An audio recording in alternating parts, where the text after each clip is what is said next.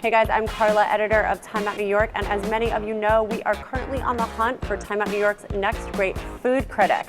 We figured what better way to learn about what it takes to be a critic than talking to our own food and drink editor, Christina Izzo, and assistant food and drink editor, Dan Dow. How did you guys become experts on flavors and taste? You want to expose yourself as much as possible to different cuisines, different ingredients. I think it also helps to talk to the people at the restaurant. I think the more information you're taking in, the more beneficial it will be to your review.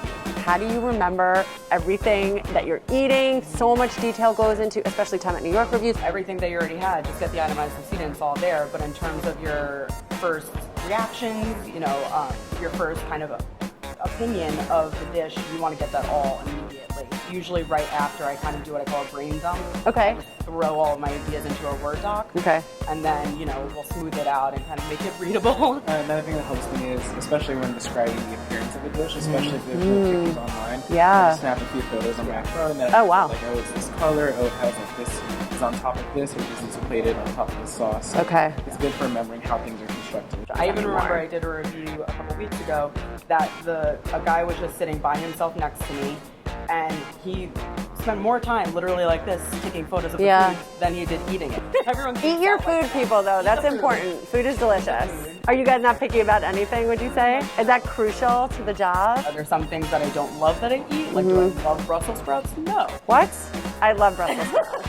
They are the best. I don't love Brussels sprouts. The next time you need a Brussels sprouts reviewer, you come to me. What's the biggest mistake you guys made starting out as critics? I think since I specifically focused on kind of the bar reviews, it was like drinking a little too much of the first drink before I had a chance to clearly process everything that I encountered after, or when I would go on the review, I would focus on just the drinks and be like, I have to get all these drinks, but not really pay attention to the vibe, and then kind of the whole atmosphere was lost on me because I was so focused on one part. So I think, and also because you were drunk, because you had drunk that whole first drink, right? Yeah.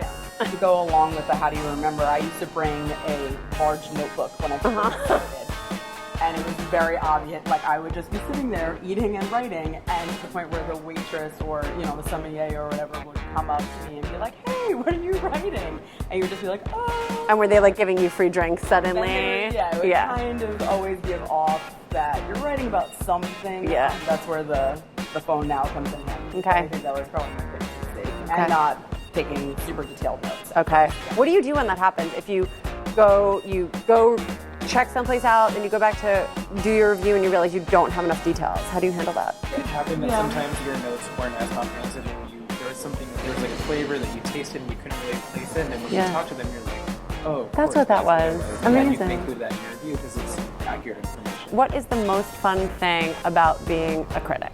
Free alcohol. Free food, free alcohol. I do love also being able to, like I said, bring friends or bring family with you to reviews. A lot of times it's to restaurants sometimes they haven't heard of, or they don't have access to. Yeah.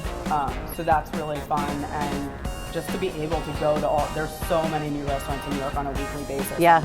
Just to kind of be able to even experience them once or twice. It's really fun. And then share that with other people so that they can take that and actually go have their experiences too. Yeah. That's awesome. Well, thank you guys so much. Thank you guys so much for joining us. If you want to enter the competition to be Time Out New York's next great food writer, head to our website, timeout.com/New York. You can upload a review of the last place that you went to there. Best of luck, and we will see you soon.